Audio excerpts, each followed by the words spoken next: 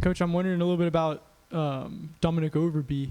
I was seeing his state track records and athleticism background. How do you see that show up in what his ability to do on the field? Yeah, there's not many times you see guys that are just shy of 6'5" that are running 10.5s. So that length, that speed is something that we got to utilize and something we've continued to utilize through camp and just find different mismatches for him, whether it's in the slot or whether it's on a smaller corner or whatever it may be, just trying to find ways that we can move him around and he'd be a matchup nightmare for us. How did he get here from West Jordan, Utah? What's his journey like, and anything you can share about that? Yeah, I got to give a lot of credit to our recruiting staff, Trent Slatnow. We were looking for a big body receiver my first year here, and man, Trent found a guy in Utah, went out there, and he was getting under-recruited. No one was recruiting him. He was getting a couple track offers here and there, and he really wanted to play football, and just found like a great fit for us. And he's done a tremendous job in that room as a young guy that got some snaps last year and is growing in the offense and learning multiple positions. So, man, we're excited about him. 6'5", like that athletic? Why wasn't he getting maybe the football looks that people maybe thought? Yeah, that's kind of why we worked our way out there, is you kind of felt like that area was a little under-recruited.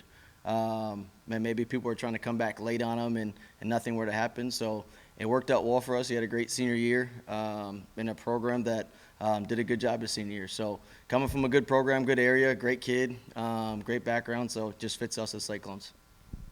Noah, Chase and Xavier have obviously garnered most of the buzz during the offseason, but what other wide receivers have shown tremendous growth and promise during fall camp and offseason? Yeah, I think this whole group has done a really good job. Obviously losing a lot of production from last year, all these guys understand what is at stake at this room and that there's competition in the room.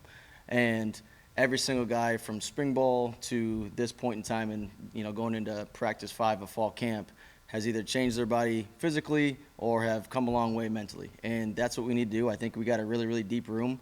A couple guys that have stood out early. Brett Eskeleson's done a great job. Continued from spring. Eli Green's done a really good job. Carson Brown's done a really good job. And, of course, the 2 guys you mentioned have done a great job as well. So it's a deep room. I'm excited about all these guys. Feel like we have a group of guys that we can probably rotate a little more than we did last year and keep guys a little more fresh. Yeah, kind of going off that, last year, obviously the receiving production was very top-heavy with those 2 standouts. Do you feel like it'll be more essential to just spread it out a bit more this year? I think it'll help us. I think those guys obviously gained a lot of attention. And I think you look also just out of the receiver room, look at the tight end room. I mean, we've got Ben Bramer back that's healthy and Gabe Burkle that's done a tremendous job. And they got a lot of young guys in that room that are coming along and playing some really, really good football. So we feel like we can be really multiple personnel-wise just of the health of now the tight end room and how well those guys are also pass catchers and get out and get in space and create mismatches as well. I assume that you're his position coach, but how much did Daniel Jackson kind of confide in you last year, and what was that like for him to go through and then to decide that you put in another off season to get back to the point that he was? And I think Daniel Jackson, what he's doing and what he's gone through since he's been here is tremendous. That kid has no quit. He has a goal in mind, and he's going to get that goal. Obviously, coming off a tough injury last year with the Achilles, he worked his tail off this offseason to get himself back in a position. He's a name that I left out. He is a guy that is going to provide a lot of value for us, no different than he did in 23 early in the year against the Okie State game when he provided a huge spark for us and continues throughout the year. So Daniel Jackson's a guy that provides us a lot of versatility because when he first got here, he played in the slot. And when I got here, moved him primarily to the outside receiver, but he's learned and he's known both positions. So he's a bigger body player that can go out and play slot outside and be really successful. So continue to keep him healthy. He's going to be big for us. Another question, too, on Eskeleson.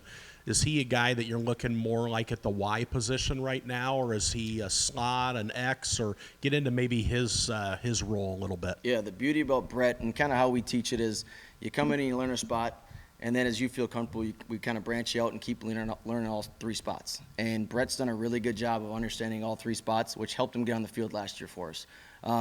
His speed and athleticism, he's fast enough to win on the outside, big and strong enough to win on the outside, but also just like how we used Jalen last year to get on safeties and get on their toes and run past people. I mean, he's no different than Dom. He was a 10.52 kid in high school, so he can really roll. So you'll see us move him around quite a bit as well. There's been lots of discussion about Rocco and what's he going to do without Jaden Jalen, and I'm curious, what's it been like for you to kind of manage that transition in the room, which I believe is the first time for you here without those two guys? Yeah, it's different. Having guys, you lose that much production, but to me, it hasn't been a drop off. And I give a lot of credit to Rocco the way that he is taking this head on from January until now. I mean, those guys with the new transfers, with the younger guys, it was weekly, multiple times. Those guys are coming in and watching film together, seeing it how he sees it, getting those guys running routes on air together, and just figuring out timing. And you can see the work that he put in from January until now is showing up with the connection these guys have, and building that trust with him starting in January until now. So there hasn't been much of a drop off, but a lot of credit to Rocco and how he handled that room and how those guys have kind of gravitated to him. I think we heard for 4 years about Jalen and 2 for Jaden about just what tone setters they were in terms of what kind of work and preparation it takes to be as good as they were. Do you have to reset that standard in the room, or how does that work when those guys are gone? No, that's a good question. No, I don't feel like we do. I think, honestly, having those two guys in the room the last couple of years, they set the standard for what I was looking for and made sure that, hey, even if I'm healthy or they're not there or whatever may happen, like this is the standard in the wide receiver room that we are going to try to set the tone in the run game, in the pass game, whatever it may be. Man, we're on special teams, and it's now you're starting to find and feel those guys a little bit more as we get into practice 5 and a little bit further into camp of who are going to be those tone setters. But it's a great chance for some guys to step up in the room, push some guys out of their comfort zone, but they've done a great job. Coach, I wanted to ask you a little bit more about a third receiver emerging. What is the process? What do those players have to do to not only earn snaps, but to earn targets, right? Because there's a difference between this guy's on the field, but this guy's actually getting the ball thrown to him. What do those guys have to prove to earn that? We go into it really to earn it. You really have to know what you're doing. You got to be confident in what you're doing. We do a lot of things, a lot of shift trade motions, as you guys know, a lot of tempo stuff to be able to go up there and just execute from any position, okay? For guys in our room, I don't know if it's, and even the whole offense, it's not really who the targets are going to. I mean, yes, a lot of them we tried to tailor last year to the top 2 guys, but this year we feel like we're going to be a lot more balanced, adding in the tight end and healthy rooms. So it's really, man, can you come in, understand what you're doing, play extremely fast, and be confident and be extremely tough in this offense, because that's what we got to be. And then particularly with Chase Sowell coming in, I know he was a little bit banged up in the spring. What kind of production or improvement have you seen since he was missing some time or limited in times during the spring as you guys are 4 or 5 practices in this fall? I got to give a lot of credit to him. Him and Rocco and X and those guys, they went in and tackled it head on and made sure that when we got to this position, even with them, with him being banged up a little bit in the spring, of making sure when we come back that we're going to be on top of it. And you can see it these first 5 practices. Man, there's not a drop off. He's played fast. He's lined up fast. He's physical. So we're really excited about him and his production, what he's had so far early in camp, and excited to see him grow in the role.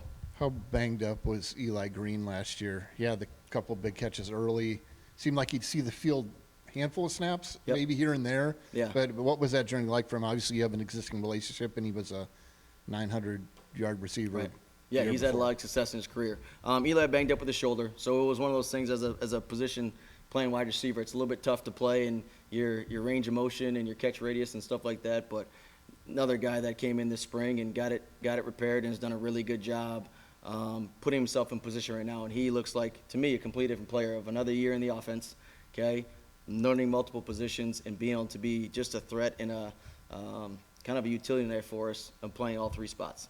How much did him getting banged up in that way necessitate, Jalen are going to have big years no matter what, but both 1,000-yard receiver guys, how much did it necessitate them being targeted as much as they were? Because you figure he would be the natural 3rd guy given how prolific and successful he'd been before. Yeah, I think originally it was probably a little bit tough on E just coming in because he goes from being the main target at North Dakota State to potentially being the 3rd guy here. But he embraced it, and that's the thing I love about our room is our guys understand, man, we use the term Mudita all the time, and they know that they're going to have extreme joy for others no matter what happens. Whether it's we're getting 1 million targets or not, those guys are going to be on the field and want to make sure that the thing here is that it's really established that people just want to win football games. It's not about targets. It's not about catches.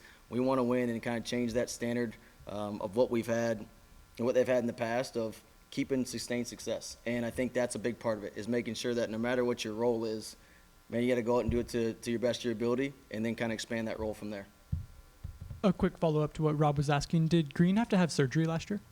He did have surgery, right after the season, right after the bowl game, and then he's been back towards the end of spring ball and rolling, and been fully cleared.